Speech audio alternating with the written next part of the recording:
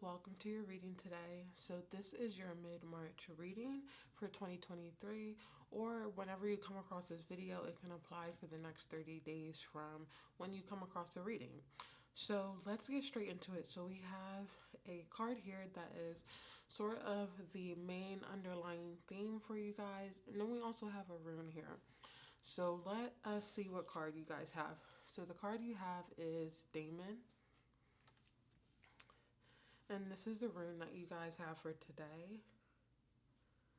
And so this rune is very similar to the card that we see in the tarot called the Tower, which is usually reminiscent of changes that are maybe out of our control but are really needed.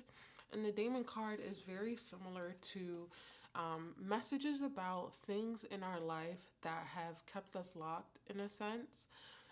Oftentimes, these don't necessarily have to feel like negative things, but with both this card here and the rune, it does give the essence that in one way or another, this thing is um, no longer behaving in a way, no longer a thing in your life that is as positive as you would hope for things to be in your life. So, for example, if this is a job, you may be finding that you are in a stage of your life where this job no longer feels like it suits you, and you may be consciously or subconsciously kind of thinking to yourself, like, do I kind of want to leave this space? If this is a relationship, you may be getting to a point where you are figuring out that the relationship isn't as healthy as you may have once thought. But let us get some more information. So we have a few more cards that we pre-drawn for you guys, and then we will pick some more cards as we go along. Okay, so we have Masquerade, we have Chop Wood in reverse, as well as No Place Like Home in reverse. So Chop Wood for me really talks about needing to make changes, kind of similar to this rune here. Make changes that are very drastic, but the No Place Like Home card in reverse talks about needing to make changes in areas where we feel like there is a sense of familiarity, and needing to make a change in that area specifically because whatever it is that is feeling like home is feeling like that simply because it is familiar, not because it's healthy.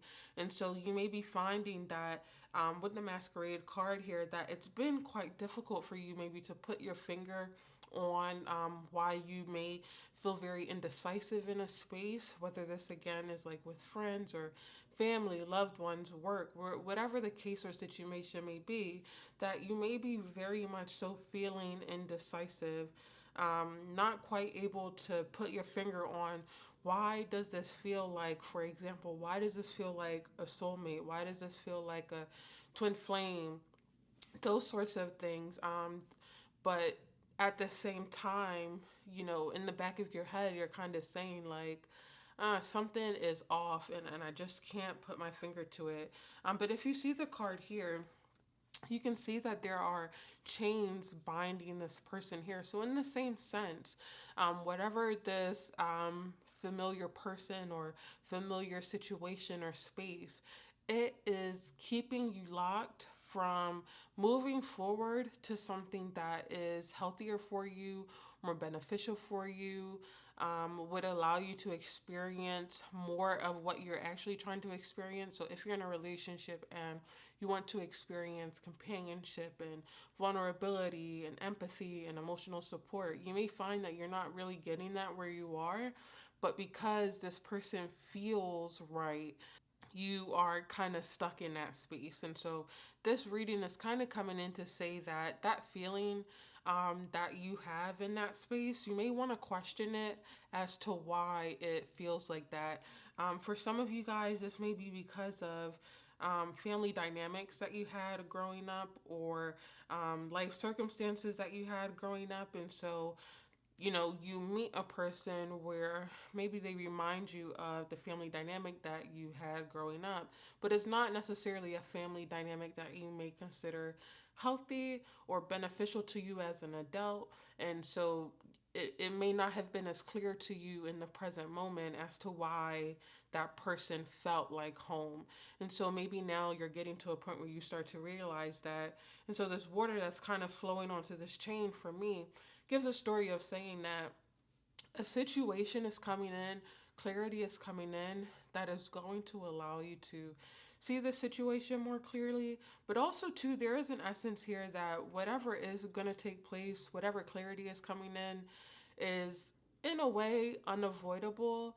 And because of that sense of unavoidability, there is also a need here to find ways, or also, too, you may take this as an opportunity to find ways of being able to cope with changes that are inevitable, changes that may be sudden.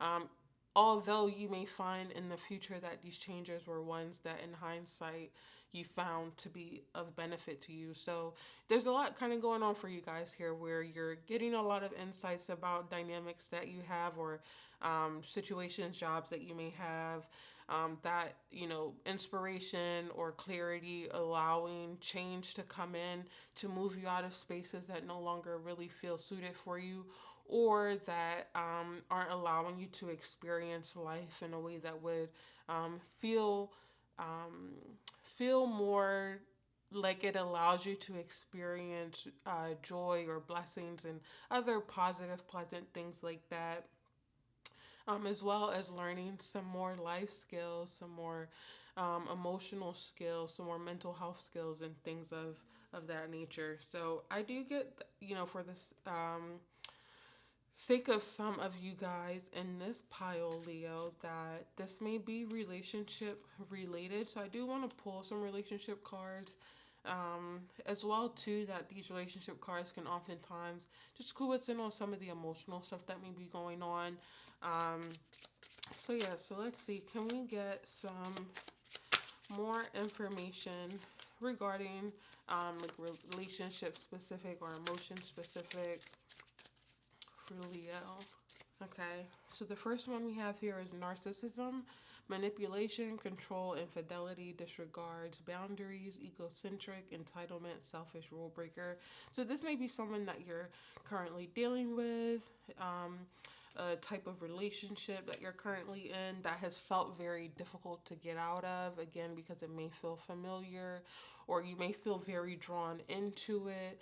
You may find that it's really easy for you to create a picture of this person, or vice versa, for this person to create a picture of themselves to you that's really easy for you to kind of fall in love with, to latch onto, and to kind of disregard all sense of reality of what this dynamic really is like, because the masquerade card also talks about that as well. The ability for someone to kind of curtail a certain image of themselves to another person so that they are able to kind of keep them locked in. We have altered view, seeing things differently than they are, past slash conditioning, influencing situation, reevaluate.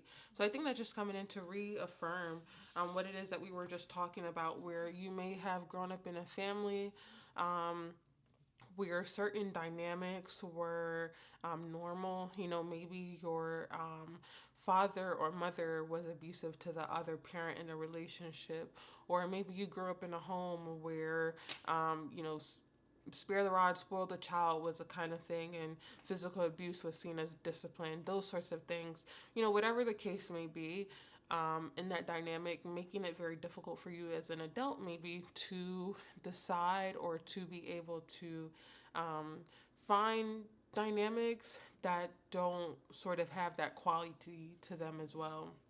We have here must list. Be unapologetically self loving. Decide on must haves, then release it to the universe. So, if you don't feel like you're at this stage now, know that you will eventually get to this space where you are saying to yourself that, okay, I recognize that it is difficult for me to leave this space, but I'm going to leave this space. The No Place Like Home card in reverse um, also talks about doing the opposite of what we feel like when we find that we are in a space where familiar is not healthy for us. So you may find that that is a space that you end up in where, because you feel familiar and comfortable with this person, but you can objectively see that it is unhealthy, that you do the opposite of what you want to do. So you do, for example, in a relationship, if you want to, lean in more and allow them to play the cat and mouse game, instead you end up blocking this person and ignoring them and spending time with yourself instead of spending time with them, things like that. Also, too, figuring out what you need, what you want, what skills are going to help you to kind of stay away, what support you may need in this time. And also, just I know sometimes it's really hard to kind of like reach out for help and assistance and support. But if you do find that that would be something to be of help, kind of considering that in this time. We also have leaving space. Give yourself time to heal. Right one can't come if the wrong one is there. Clear a drawer for them. So for some of you guys, it is important to have relationship and companionship with someone that you can love and you can trust. And for many of you, although you've been wanting that from this dynamic, you may have very well not been getting it from this dynamic, or been getting it in a way in which they are dishing out like a small amount in order to keep you around, but not because they genuinely care about you. And so I feel that you guys are really needing someone who is dishing out and giving those things because they genuinely care and love for you. So you guys are leaving your heart, open to still experience that in the future, but also recognizing that if you have someone in your life who doesn't feel that need, that allowing them to keep space in your life is also preventing the person that you really would get these things from coming in and occupying that space. All right, we have dating. R slash will likely be dating, like each other, enjoying each other's company, seeing each other. So, again, similar to the leaving space, like you guys aren't giving up, which I think is amazing, because there is also an aspect to whoever does come in next, allowing to facilitate some of that healing, because you are reminded that those things are possible to experience with someone else. We also have missed opportunity here. Regret from former relationship. Don't run if it feels right. Risk of loss. Communication is imperative. So for a missed opportunity here, I feel like this is talking about, for those of you who may have fear that, like, what if I leave and this was the best that I could get? That's going to be something that you guys may be warring within yourself, warring within your, I want to say, like, mindset, perspective, trying to figure those things out, trying to do some like inner work with your psyche, those sorts of things. That way, you are more easily able to separate from this person. But again, remembering the no place like home in reverse advice here that comes in to say, if it's very difficult because the feeling, like you can't kind of get rid of that feeling, I'm doing the opposite. Just, getting the mind out of the way and instead just taking action that's the opposite of what, your emotions may be telling you, because the emotions aren't able to kind of clearly tell you something that feels healthy for you. So I want to try, while we are here together, Leo, to uncover some of the emotional aspects that may be keeping you tied to this person. That way we can kind of get the ball rolling together, and hopefully have it be a bit of a supportive environment or start, or if you've already started doing the work, together.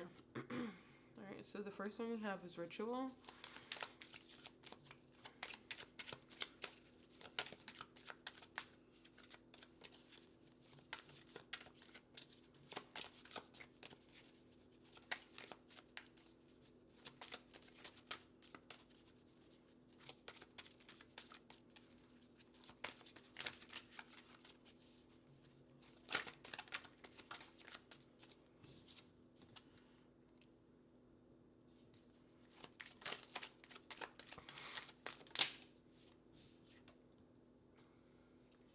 wisdom, playful,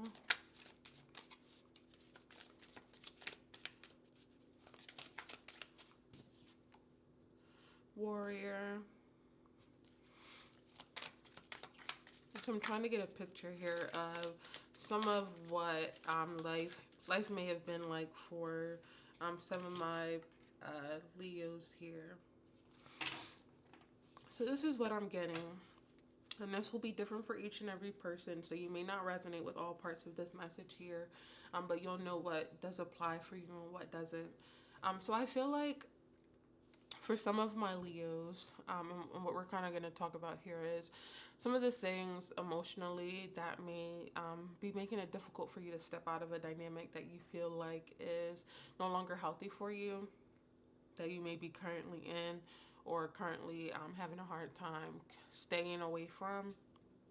So I feel like for some of you guys, the ways in which you were raised, I know that today we have a term called gentle parenting. So with the gentle card here, I feel like what you may have experienced would be different from that style of parenting.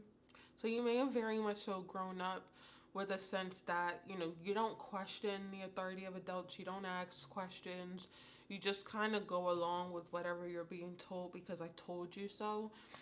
You may have also, for some, you may have grown up with parents or adult figures who were like heavy handed, where they were okay with using a belt to reprimand a child, or okay with what would be considered today verbal abuse, those sorts of things. And so some of these things may have very much so normalized the those sorts of behaviors that you may now as an adult kind of see displayed differently in a relationship, and because of that it feels very much so like um what's the word I'm thinking of, nostalgic. That's the word I'm thinking of. Very nostalgic of like what it was like growing up as a child. With ritual here, this gives me the sense that there weren't really opportunities and where you were given skills to deal with emotional difficulty. And I know that's the case for a lot of people, right? Like our parents weren't taught about certain things because their parents didn't know about those things, and their parents didn't know about those things, and on and on. And so we're kind of now getting to a point, at least if you live in certain countries, where we're starting to talk about mental health, and we're starting to talk about some of these skills that we can teach to children to allow them to be more emotionally resilient. And so I think that for you guys, with the warrior card here, it gives the essence, warrior and ritual for me gives the essence of learning skills about emotional resilience. Because for one reason or another, having the skill for you guys feels like it allows you to more easily separate from this person. I think for some of you guys, Leo, and there's no judgment for this, right? You may have a hard time stepping away from something because you recognize that it's going to be emotionally tumultuous, it's going to be emotionally difficult, emotionally draining, and because of that recognition, you decide not to leave. And so I think that when you start to pick up skills and learn skills that allow you to separate yourself from those unpleasant emotions, because there are times in which disconnecting from emotions can be beneficial, right? So, for example, if it's too emotionally tumultuous for you to experience these emotions while also trying to step away, disconnecting from them in the moment while stepping away, so that when you find yourself somewhere safer, whether that's physically, mentally, emotionally, then being able to in that moment process the emotions that are coming up for you. And so that is the essence of what I'm getting from these two cards here. And so, what I did also pick as well, if this is your first time here, or this is not your first time here, you will quickly find out that we do a lot of mental health related stuff here.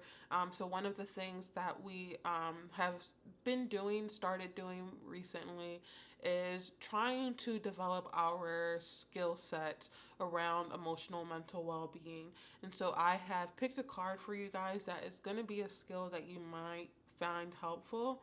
And that way, as you come to each reading, you can practice these skills along the way, feel out these skills along the way, and see which ones you feel like are best suited for you, and just kind of pick and match, and just have something that when something occurs for you, you can say, I don't have no skills. I have 5 skills or 10 skills or 12 skills. And I can choose from that list of things to say, all right, with this certain situation I'm dealing with, how can I cope? How can I process that sort of thing? So we have a card. We're definitely going to pick that together. But with the playful card coming in here, this reminds me of the things that you felt like you didn't get to experience as a kid, and getting to experience them as adults in order to help you um, in your process of processing. So, if, say, for example, as a kid, you didn't really get the opportunity to play with coloring books. Like maybe when you wanted to get a coloring book, your parent was, they always told you no. Or maybe you wanted to play with dolls, or maybe you didn't get the opportunity to have a stuffed toy, and all your friends had stuffed toys if you ever went to like a sleepover. This could be a bunch of different things, right? This could be going out and playing outside with like the neighborhood kids. You didn't really get to do that. Whatever this is saying that as an adult, you may be deciding that that's something that you want to do. So if you want to get a plushie toy and that is something that is going to be soothing for you, go get that toy. Look, I'm not going to judge you for it. It's something I would do if I find that it would be something that is beneficial for me as well. I know it's definitely something I considered before I ended up getting a set of kittens.